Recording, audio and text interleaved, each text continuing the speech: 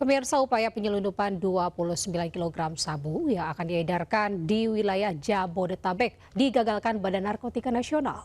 Polisi mengamankan satu orang oknum TNI dan dua warga sipil di kawasan Parung Panjang, Bogor, Jawa Barat. Ada nggak sarung tangan? Itu Anwar. Mana Anwar?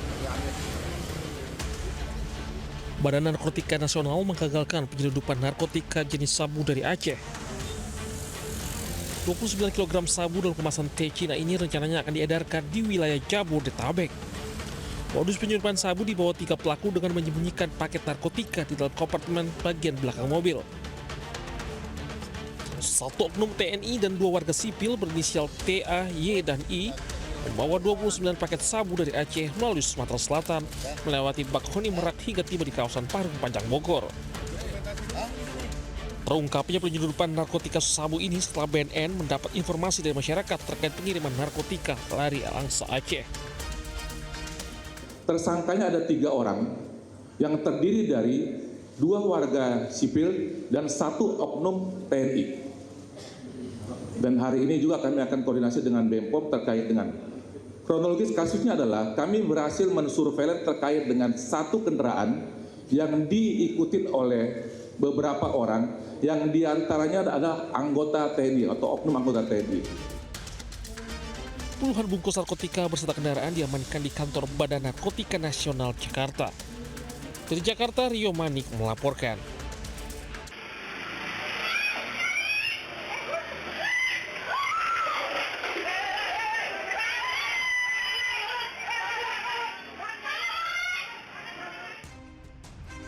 Mama penjaga konter ponsel berteriak minta tolong saat melihat 2 pria hendak mencuri sepeda motor di Jalan Utan Panjang Barat 2, Kemayoran, Jakarta Pusat. Sontak, kedua pria itu panik dan ambil jurus langkah 1000.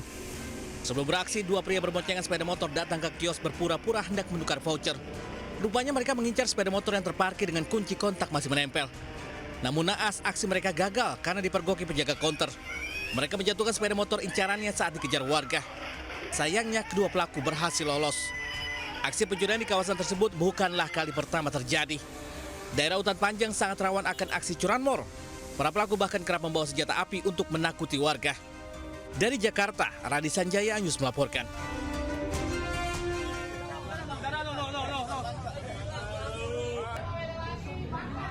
Wanita lansia berlumuran darah dengan luka di kepala akibat dianiaya seorang pria di toko cuci pakaian atau laundry di Taman Sari, Jakarta Barat. Sementara warga menangkap seorang pria yang diduga pelaku penganiayaan terhadap wanita itu. Ia pun tak luput dari amuk massa. Agar warga tak anarkis, pelaku langsung dibawa petugas unit reskrim Polsek Taman Sari dari lokasi kejadian. Dari keterangan saksi, aksi penganiayaan terjadi saat korban menolak pesanan cuci pelaku karena hendak tutup toko. Korban tiba-tiba dipukul dari belakang beberapa kali oleh pelaku dengan tangan kosong. Diduga ia kesal karena ditolak korban. Kini pelaku yang merupakan warga sawah besar tersebut dijerat pasal tentang tindak pidana penganiayaan dengan ancaman hukuman selama 2 tahun penjara. Dari Jakarta, Miftahul Gani Ayus melaporkan.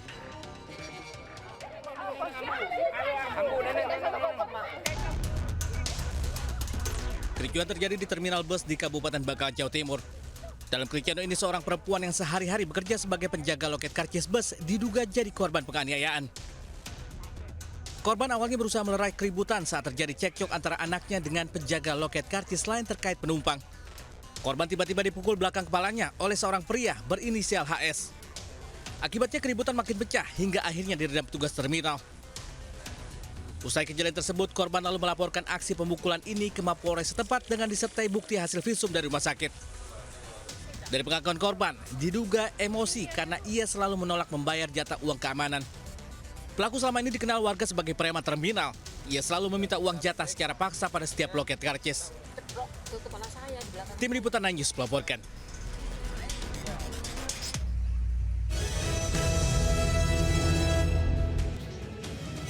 Assalamualaikum warahmatullahi wabarakatuh. Selamat siang pemirsa. Selain berita tadi, sejumlah informasi menarik lainnya akan mengisi Lintas Ayu Siang hari ini. Bersama saya, Anita Dewi. Inilah Lintas Ayu Siang selengkapnya.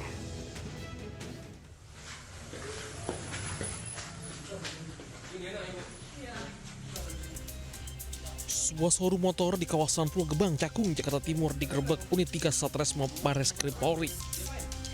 Penggerebekan ini dilakukan setelah petugas menerima laporan pengaduan dari masyarakat melalui hotline lapor Bank Resmob. Hasil penyelidikan di lokasi, petugas berhasil menemukan dan menyelamatkan korban bernama Rizky Nul Ardiansyah, usia 29 tahun. Korban ditemukan dalam kondisi disekap di lantai 2 showroom motor tersebut dengan kondisi lemas dan alami luka-luka pada bagian muka dan badan. Petugas juga berhasil mengamankan 2 orang terduga pelaku A, B, dan R. Adanya korban yang diculik. Kemudian kami dari dasar itu melakukan penyelidikan lebih dalam dan hasil penyelidikan itu kita temukan keberadaan korban ada di salah satu showroom di wilayah Cakung. Polisi menyita barang bukti berupa 3 unit telepon genggam serta selembar surat pernyataan terkait peristiwa tersebut. Terduga pelaku melakukan dugaan penculikan ini karena korban telat melakukan pembayaran kendaraan motor selama 2 bulan terakhir. Kini para terduga pelaku beserta barang bukti telah diserahkan ke Polres Metro Jakarta Timur. Dari Jakarta, Helmi Sembati, iNews melaporkan. Pemirsa, kebakaran melanda kantin Rumah Sakit Muhammadiyah Ahmad Dahlan, Kota Kediri, Jawa Timur. Peristiwa tersebut ini sempat memicu kepanikan lantaran kepulan asap hitam pekat masuk ke ruang rawat inap. Sementara itu, rumah yang dijadikan usaha laundry meledak dan terbakar di kawasan Makassar, Sulawesi Selatan.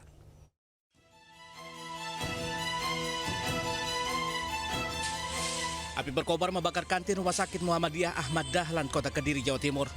Pihak rumah sakit langsung menerapkan prosedur tanggap darurat, termasuk mengevakuasi pasien, keluarga, pengunjung hingga tenaga kesehatan. Sementara petugas damkar mengerahkan 4 truk pemadam untuk menjinakkan si jago merah. Meski menganguskan seisi kantin, peristiwa itu tidak memakan korban. Dugaan sementara kebakaran terjadi akibat arus pendek listrik. Ya, karena ada asap yang masuk ke atas itu masuk ke lantai 2. Di area yang berdampak asap kebakaran, otomatis pihak rumah sakit akan mengevakuasi pasien yang berada di dekat jendela. Usai api padam, petugas masih melakukan pendalaman dan penyelidikan lebih lanjut untuk mengungkap penyebab pasti dari kebakaran. Dari Kota Kediri, Jawa Timur, Afnan Subagio, iNews melaporkan.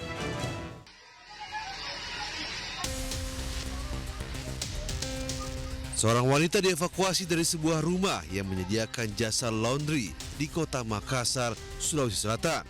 Korban Yana merupakan salah seorang pekerja ini alami luka bakar cukup parah hingga harus dilarikan ke rumah sakit. Sebelumnya, ledakan yang terjadi mengakibatkan seisi rumah hangus terbakar. Api baru bisa dikendalikan oleh petugas pemadam kebakaran Makassar setelah mengerahkan 3 unit armadanya. Beruntung kobaran api tidak sempat merambat ke bangunan lain di sekitar lokasi. Kebakaran disertai ledakan ini diduga terjadi pekerja tengah mengganti tabung gas yang telah habis digunakan untuk mesin laundry. Nah, itu korban tadi kebetulan ini diganti gasnya, ganti gas, terus itu yang gasnya terbakar, menyebabkan kebakaran. Itu apanya itu pekerja laundry atau anak kos? Pekerja laundry. Pekerja laundry. Berapa orang Pak korban? 1 orang. 1 orang. Ya. Luka bakar Pak ya? Luka bakar. Tidak ada korban jiwa dalam peristiwa ini, namun kerugian material ditaksir cukup besar setelah bangunan dan peralatan usaha laundry hangus terbakar. Dari Makassar, Sulawesi Selatan, Yul Yusfin melaporkan. Sembuh kok. Sembuh.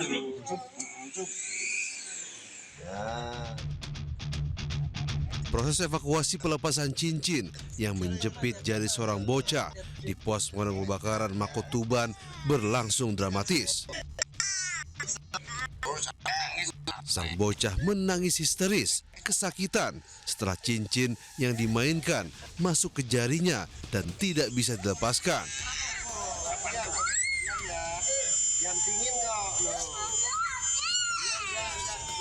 Dengan penuh kehati-hatian, petugas memotong cincin menggunakan gerinda mini agar tidak melukai jari korban.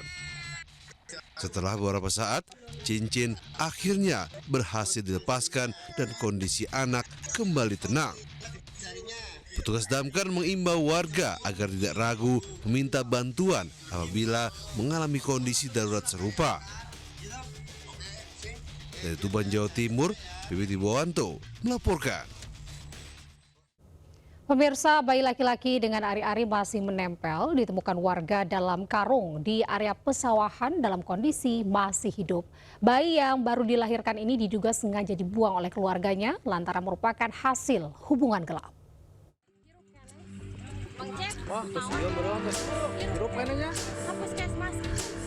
Warga digegerkan dengan penemuan bayi laki-laki dengan ari-ari masih menempel di tubuhnya. Bayi ditemukan di area persawahan di Kabupaten Cianjur, Jawa Barat. Bayi tersebut pertama kali ditemukan oleh seorang warga yang tengah beristirahat usai membajak sawah yang mendengar suara anak kucing dan saat dicari sumber suara ternyata berasal dari dalam karung. Saat diperiksa bukannya kucing melainkan seorang bayi bungil dan penemuan ini langsung dilaporkan warga dan RT setempat. Bayi yang masih dalam kondisi hidup tersebut kemudian langsung dievakuasi ke puskesmas tempat oleh warga dan pihak RT untuk mendapatkan perawatan intensif. Ada suara bayi nangis gitu kan, kita tahu bayi, kita tahu kucing, pasti penasaran, pasti di dalam karung, mang sini ada bayi gitu kan. Ya udah sana pas dibuka ternyata itu bayi, itu nggak kebuka asalnya, dibuka gini aja. Hingga saat ini petugas kepolisian masih terus menyelidiki kejadian penyebab pasti warga yang sengaja membuang bayi yang tak berdosa tersebut. Namun diduga bayi tersebut sengaja dibuang lantaran merupakan hasil dari hubungan gelap. Dari Cianjur, Jawa Barat, Muhammad Andi Iksan, iNews melaporkan. Pemirsa, kita ke informasi lainnya, seekor sapi korban terlepas dan masuk ke dalam permukiman warga di Kota Bekasi, Jawa Barat. Warga yang kaget dan panik ini langsung kocar-kacir.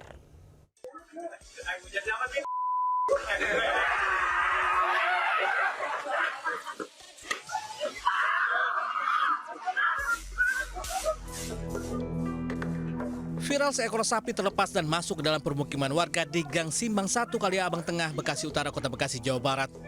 Warga yang sedang asik duduk di depan teras rumah terkejut saat melihat seekor sapi masuk permukiman. Warga yang panik sempat berlarian dan menghindar. Warga lain yang mendengar suara gaduh turut keluar dari dalam rumah. Sapi terus berlari hingga akhirnya terjatuh di dalam saluran air. Bobot sapi yang cukup besar menyulitkan warga untuk mengevakuasinya.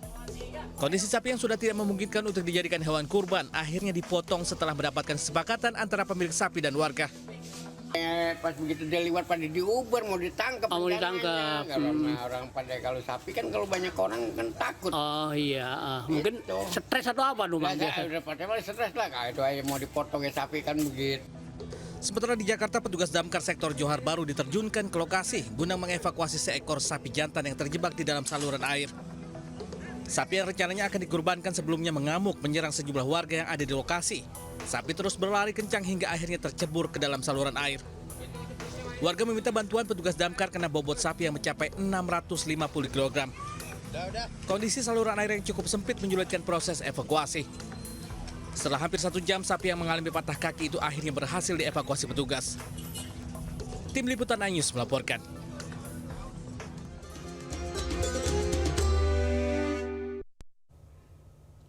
Pemirsa, rombongan Amirul Hajj gelombang kedua tiba di Bandara Internasional King Abdul Aziz Jeddah, Arab Saudi. Kedatangan Amirul Hajj ini untuk memastikan penyelenggaraan ibadah haji berjalan lancar, aman, dan nyaman.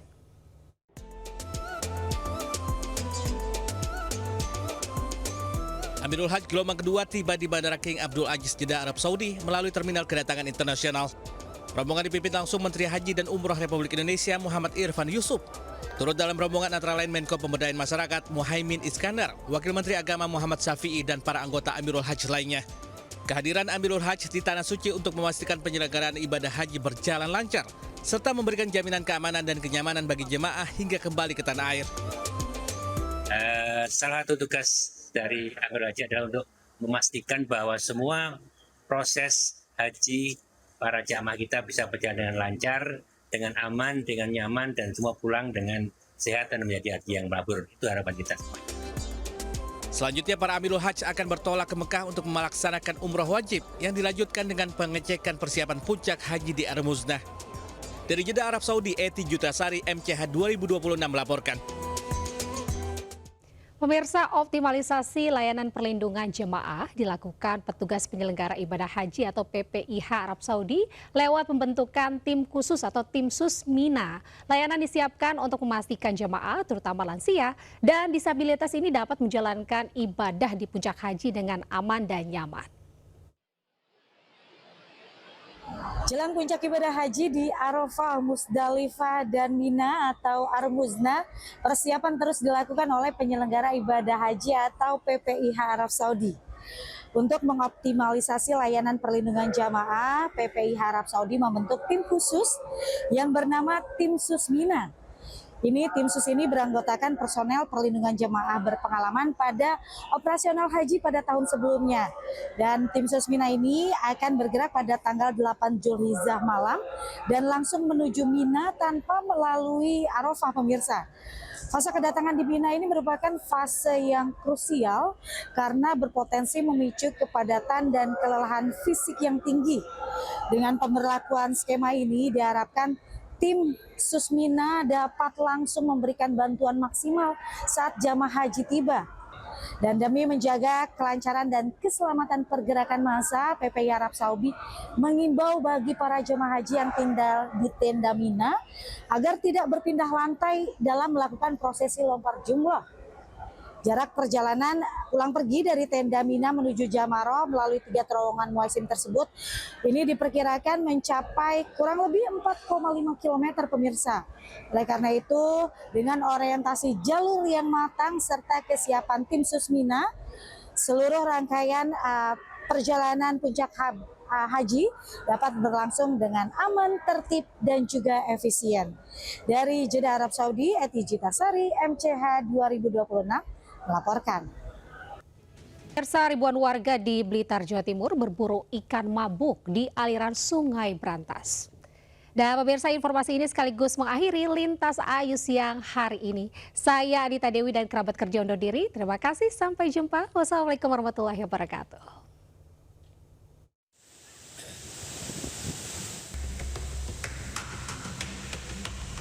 Ribuan warga di Blitar, Jawa Timur berburu ikan mabuk di aliran Sungai Brantas. Mereka menggunakan alat tangkap ikan dengan jaring untuk berburu ikan di tepian sungai maupun anak Sungai Brantas. Salah seorang warga berhasil mendapatkan sekitar 5 kg ikan nila, jendil, dan tawes. Selain dikonsumsi, ikan tangkapan Sungai Brantas yang dikenal gurih ini juga dijual mulai harga Rp25.000 hingga Rp80.000 per kilonya. Sebelumnya air sungai keruh usai dilakukan prosesi flushing atau penggelontoran sedimen bendungan Beling Raya sehingga menyebabkan ikan mabuk. Tindakan tersebut untuk pemeliharaan 2 bendungan di wilayah Blitar demi memperlancar layanan PLTA dan irigasi. Ya kan sungainya kecil, nah, jadi banyak yang cari ikan. Proses flushing bendungan di aliran Brantas ini memang berbahaya untuk masyarakat yang mencari ikan karena adanya arus sungai bercampur lumpur. Dari Blitar, Jawa Timur, Yoyo Agusta, iNews melaporkan.